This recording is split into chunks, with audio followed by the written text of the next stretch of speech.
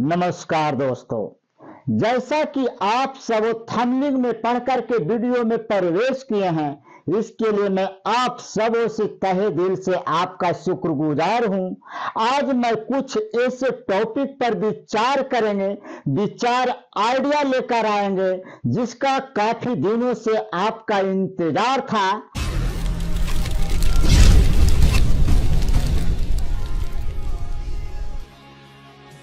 कि बगल वाले दुकान पर भीड़ लगी रहती है लेकिन मेरे दुकान पर भीड़ नहीं आती है, और इसी कारण है कि मेरे दुकान पर प्रोडक्ट को सेल नहीं हो पाते हैं। दोनों में क्या माजरा है, दोनों में क्या कम्युनिकेशन है, आज इसको मैं गहराई से समझते हैं। और कुछ मैं एक ऐसे स्मार्ट टिप्स लेकर भी आए हैं जो आपकी दुकान पर भीड़ को जुटा सकते हैं और कस्टमर को प्रोडक्ट बेच सकते हैं और अपने दुकान से पैसों की बौछार ला सकते हैं।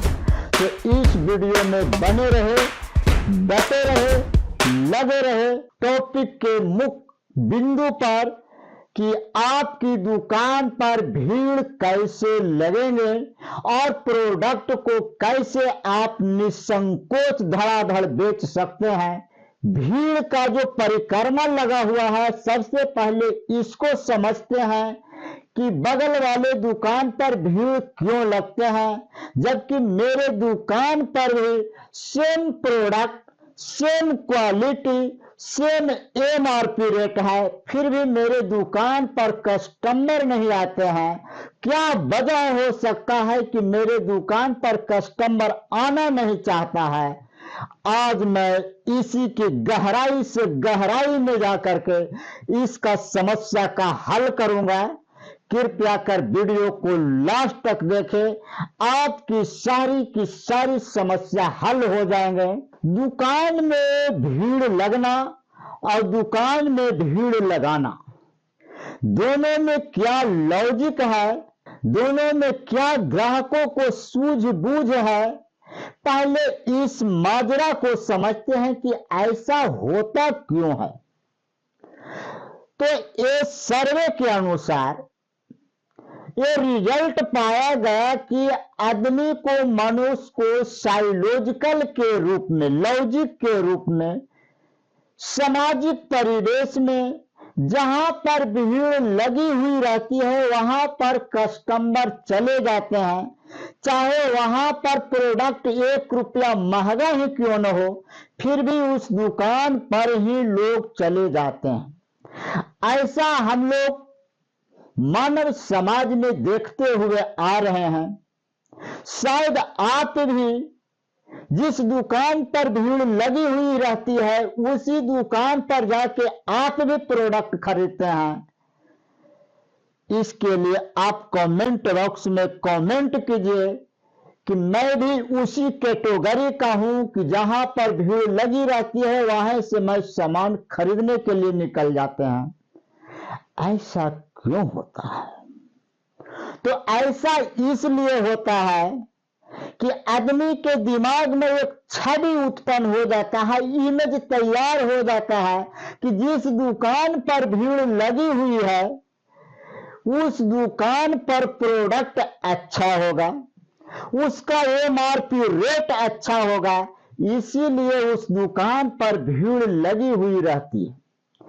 ऐसा न जाने कई ग्राहकों को दिमाग में इमेज बनते हुए रहते हैं और जहां पर भीड़ देखते हैं वहीं पर दुकान पर खड़ा हो जाते हैं। चाहे प्रोडक्ट को हाथ तक आने में कुछ समय वेट ही क्यों न करना पड़े, लेकिन लोग वेट भी करते हैं, क्योंकि उसके दिमाग में पहले से एक पिक्चर बन गया है, इमेज बन गया है कि उस दुकान पर प्रोडक्ट नया मिलेंगे, कुछ बगल वाले दुकान से सस्ता मिलेंगे, इसका क्वालिटी बढ़िया होगा, तब तो इस दुकान पर भीड़ लग रहा है। बगल वाले दुकान पर तो भीड़ ही नहीं है, इसका मतलब है कि वहां पर एमआरपी रेट महंगा होगा, प्रोडक्ट एक्सपायर डेट होगा, पुराना होगा, न जाने कई तरह के कस्टमर के दिमाग में बात को नचते रहते हैं, घुलते रहते हैं और घुलते घुलते वहां पर पहुंच जाते हैं जहां पर कस्टमर पहले से भीड़ लगा हुआ है। तो इसका साफ साफ आंसर है कि एक लॉजिक है कि जहां पर लोग खड़े रहते हैं वहीं पर कस्टमर आते हैं। क्या आपकी दुकान पर भी भीड़ नहीं आती है और आप सोच रहे हैं कि ऐसा हम क्या उपाय करें, क्या टेक्निक विद्या इस्तेमाल करें जिससे मेरे दुकान पर भीड़ आ जाए और खचाखच प्रोडक्ट बिकने लगे? तो इस वीडियो को लास्ट तक देखें और हम आपको बताएंगे एक से एक बेहतरीन से बेहतरीन स्मार्ट टिप्स जो मैं पहले आपसे वादा कर चुके हैं। उस टिप्स पर आप गहराई से सोच विचार विमर्श करके अपने बिजनेस में फॉलो करें तो मैं उम्मीद करता हूं कि आपकी दुकान में भी भीड़ लगने लगेगी और प्रोडक्ट तो ऐसे सेल होंगे जैसे गुड्डी की तरह पतंग उड़ जाते हैं। तो चलिए मैं शुरू करते हैं। फर्स्ट नंबर, आकर्षक बाहरी लुक बनाएं। आपके दुकान छोटे हैं या बड़े हैं या किसी भी कैटेगरी का दुकान हो, उसका लुक ऐसे सुंदर बनाइए जैसे दुल्हन जयमाला में सजते हैं और लोग देखने के लिए होड़ मच जाते हैं। उसी तरह आप अपना दुकान को ऐसा लुक बनाइए, ऐसा अट्रैक्शन पैदा कीजिए जैसे देखे बिना कोई रह न सके। चलिए सेकंड स्टेप है स्पेशल ऑफर और डिस्काउंट दें। फेस्टिवल के समय, होली, दशहरा, दिवाली के समय आप कुछ ऑफर को छोड़ें, यानी आप अपने चॉकलेट को छोड़ें और फिर देखिए उस ऑफर का क्या करमात होता है। फिर आपके दुकान में एक से एक कस्टमर आने लगेंगे और प्रोडक्ट को सेल होते होते आपका पता भी नहीं चलेंगे कि प्रोडक्ट कब निकल चुका। थर्ड स्टेप है यूनिक प्रोडक्ट को रखें। बगल वाले दुकान में, सगल वाले दुकान में क्या प्रोडक्ट को रखते हैं, उस प्रोडक्ट से आप नया प्रोडक्ट रखें जो कस्टमर एक बेरा देख ले तो उसको जीभ में पानी आ जाए, दिमाग विचलित हो जाए और खरीदने पर वो मजबूर हो जाए। चौथी स्टेप है सोशल मीडिया का इस्तेमाल करें। सोशल मीडिया पर आप अकाउंट बनाए, अकाउंट के माध्यम से प्रोडक्ट को वीडियो उसको भेजें ताकि आपकी प्रोडक्ट उसके मोबाइल पर चला जाए और देख करके विचार उत्पन्न करे कि एक प्रोडक्ट को खरीद लेनी चाहिए। इससे भी आपकी दुकान में भीड़ जुटेंगे और प्रोडक्ट को सेल हो। पांचवी टिप्स है फ्री ट्रायल या सैंपल दे। फ्री ट्रायल यानी कि पहले इस्तेमाल करें फिर विश्वास करें। अगर इस ढंग की अगर आपकी दुकान से भावना जाग जाती है तो मैं उम्मीद करता हूं कि बगल वाले सगल वाले जो भीड़ लगे हुए रहते हैं उसी भीड़ उठ करके आपके दुकान पर आ जाएंगे, क्योंकि आपने फ्री ट्रायल बना दिए। पहले इस्तेमाल करें, अगर अच्छा लगे तो खरीदिए, अच्छा न लगे तो वेलकम है।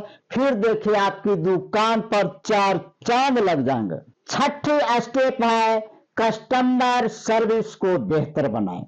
चाहे आप किसी कैटेगरी का बिजनेस हो, कस्टमर सर्विस फीडबैक लेना न भूलें। जिस दुकान में माल बिक जाते हैं तो 7 से 8 दिन में कस्टमर का फीडबैक हो जाने चाहिए, चाहे प्रोडक्ट को खरीदे या न खरीदे, ताकि कस्टमर से आपको साफ साफ कनेक्ट होते हैं, उनके फैमिली से कनेक्ट होते हैं और अगला ऑर्डर क्या आने वाला है इसके अंदर आपके दिमाग में इमेज तैयार हो जाते हैं और उसी प्रोडक्ट को काउंटर पर रखिए जिस प्रोडक्ट को कस्टमर ने ऑर्डर देने के लिए विचार उत्पन्न हो रहे हैं। सातवीं टिप्स है रेफरल सिस्टम शुरू कर, यानी कि मेरे शॉप से कोई भी प्रोडक्ट को ले जाइए, अगर आपके मार्फत नए कस्टमर आते हैं तो मैं उनको 5% डिस्काउंट दूंगा और आपको 10% डिस्काउंट देंगे। फिर देखिए भीड़ का जलवा एक ऐसा जलवा तैयार हो जाएगा जिस जलवा को आप संभाल नहीं सकते हैं, उस भीड़ की कैपेसिटी को अड़ा नहीं सकते हैं और आपकी दुकान पर सारे के सारे गुड्डी की तरफ प्रोडक्ट को सेल हो जाएंगे और आप दुकानदार हो करके पैसे की बौछार कर सकते हैं। तो ये थे 7 आसान तरीके जिससे आपकी दुकान पर भीड़ को जुटा सकते हैं और अपनी बिक्री को कई गुना मल्टीप्लाई करके बिजनेस को बढ़ा सकते हैं। तो ये वीडियो अगर आपको पसंद आया हो तो लाइक करें, शेयर करें और सब्सक्राइब करना ना भूलें। मैं आपसे विदा लेता हूं, फिर मिलूंगा एक से एक यूनिक वीडियो पर। धन्यवाद, थैंक यू।